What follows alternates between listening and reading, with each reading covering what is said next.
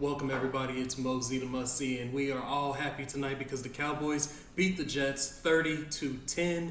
It was an absolutely beautiful win, and it showed me exactly what I wanted to see this week.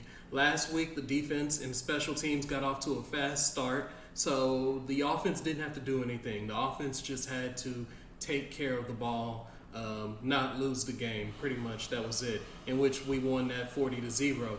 This week, not as fast of a start for the defense, so the offense had to go out there and establish their own game, and it was exactly what I wanted to see. The Cowboys are showing a great balance of everything between the pass game, run game, and that defense is elite. First, we need to talk about Micah Parsons. Micah Parsons has been dominant throughout 2 weeks. I will go ahead and say it. Micah Parsons is not only the best defensive player, but so far throughout this year, he has been the best player in the NFL. I want to say that he opened up both drives against Jets and Giants with a big sack that ended the drives. But what it really is the fact that he's lining up on the outside and no tackle can stop him. Okay, well then let's adjust to that. Well, then they line him up in the middle, and once again, you can't stop him.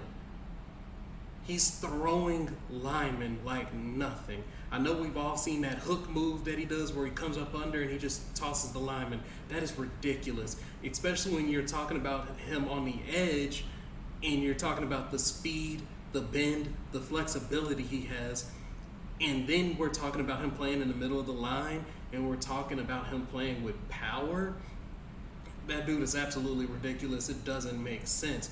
Even the fumble that he had today, it wasn't like he popped the guy and the ball came out, or he snuck up, or he peanut punched it. It was none of that. He literally just grabbed the ball from the running back, not some rookie, not some scrub. It was Dalvin Cook.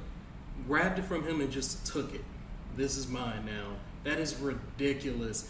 Right now, he is the leader for Defensive Player of the Year, and honestly, he's not putting up like these gaudy numbers to where people will truly respect it, but he should be leading the MVP talks as well. There's only been, throughout 2 weeks, there's only been one touchdown scored on our defense. But at the same time, our defense has scored one touchdown. Our defense has scored as many touchdowns as we have let be scored on us. That is ridiculous to talk about, but it's not all just Micah. That pass rush has been elite. I believe the Cowboys have the number one pass rush in the NFL.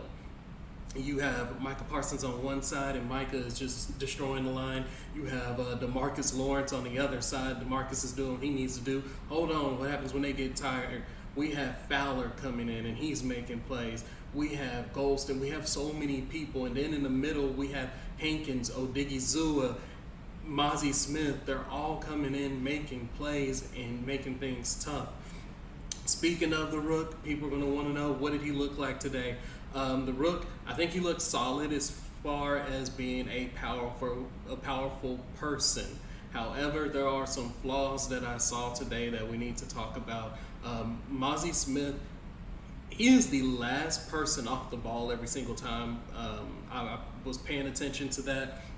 Every time the ball was snapped, Mozzie Smith was the last one to move, and that's one thing about the Cowboys that has been making the pass rush and that D-line so dominant is how fast they are off the ball. And that, I don't know, I guess it comes with experience. Heard somebody talk about that before, and they've stated that at Michigan, Mozzie Smith just played. He, the ball snapped, he had his assignment, which is something that you commonly see in college. Hey, this is your assignment, run through them.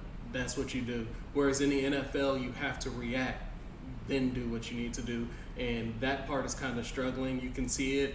He's thinking before the snap even happens. So I'm hoping that he gets faster as the year goes along. It's only game 2. He's still a rookie. That's an experience thing. Kind of. There are some linemen who they just come off, like Jalen Carter. If you watch the Eagles game, Jalen Carter, he just fired off. But once again, that's a scheme thing as well. So I'm not going to put too much on it. I'm going to give Mozzie Smith some time, but he is really slow. However, I do like his play recognition. that last sack that Micah had, they ran that screen play. If you noticed that Zach Wilson could not throw the screen because Mozzie Smith was standing there covering the running back. So that was good run play. I mean, that was good play recognition from him. The DBs also make things easier on the pass rush because our DBs are locking them up. There was that one big play with Wilson across the middle. I'm going to put that on, well, it's both on Gilmore and Malik Hooker, but at the same time, Gilmore was playing more aggressive because Malik was supposed to have his back. Malik goes for a shoestring tackle and misses, and then it's just to the house. So both of them failed on that. However, the defense did outstanding. That's just one play. I can accept one play, even though things like that in the playoffs are things that will cost you. But as far as everything else goes, the team was dominant. Micah had 2 sacks. Odigizua had a sack. Then interceptions. Curse had an interception. Hooker had an interception. And Diggs had an interception. So that was very good. Offense, what we all wanted to see. I loved it.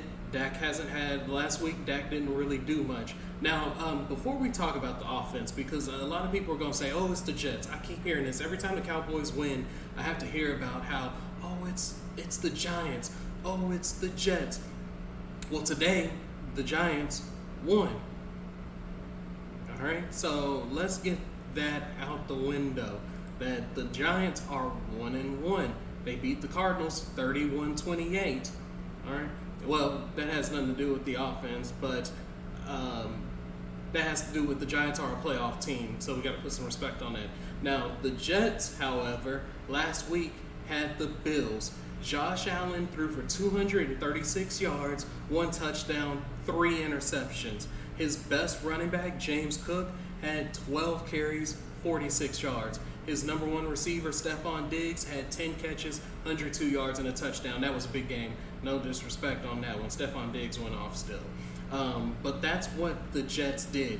And I know throughout the offseason I heard constantly, oh, I take Josh Allen over Dak any day. Okay, that same Josh Allen had 236, 1 touchdown, 3 picks. What did Dak have? Dak had 255 yards, 2 touchdowns, and an interception. Now, I'm not saying that makes Dak better than Allen. I'm not saying that at all. However, I'm saying that if Josh Allen is so good, and that's what he did, Dak did what? He had an efficient game. 255 yards, 2 touchdowns. Our run game, Tony Pollard, 25 yards for 72 yards. You'd like to see a little bit more explosion out of him, but at the same time, we're missing Tyler Smith. Tyron Smith is a little hobbled. Zach Martin is hobbled. We had the new guy, TJ Bash, in there, in which TJ Bash did good because he wasn't even a starter last week. They had a different guy in there. I don't want to mess up his name, but the left guard who came from USC, it's like you something. I don't want to butcher his name. But Bass came in this week and played there, and he did pretty solid. I like that. CeeDee Lamb was ridiculous. 11 catches, 143 yards. He was the safety net for the offense. He was making the needed catches. He was getting the first downs, he had that 3rd and long. He was doing so much. And wow, he is like durable and sturdy because there was some times he took hits where I was like, ooh, but he just pops up and he's just good to go. The tight ends were nothing impressive, but they were better than last week because last week they were struggling. They were dropping everything. However, Jake Ferguson gets 3 for 11 with a touchdown, and Shoemaker, the rookie, gets 1 catch. It was 1 yard for a touchdown, and I like that. And actually, Ferguson should have had another touchdown, or CD should have had a touchdown. That was Dak made 2 bad plays. We're gonna point those out. He made 2 bad plays. Dak had the one play where he almost threw a pick 6 to Sauce Gardner. And we don't know what would have happened after that because momentum is a big thing, or our defense could have continued to shut them down. We don't know. But he almost threw a pick 6. And then there was that touchdown play where CeeDee Lamb was wide open on the left and Jake Ferguson was wide open on the right. He chose Jake Ferguson, which was actually a tighter window. The CeeDee Lamb would have been a layup. There was so much space. He should have threw it to CeeDee Lamb, but he tossed it up to Ferguson and tried to put it in the back of the end zone, put too much air under it, and Ferguson missed it. And then a big, something that makes me happy, the kicker outscored their team alone. 5 of 5, 15 points. One extra point, 16 points. He had 16 points in today's game. We have 10 points scored on us this year. He has more points scored than the defense has allowed. And one of those kicks was a 55-yard field goal. I am absolutely happy with that. You know, he missed that first field goal, the extra point against the Giants, and then goes 2 for 2 and goes 4 for 4 after that.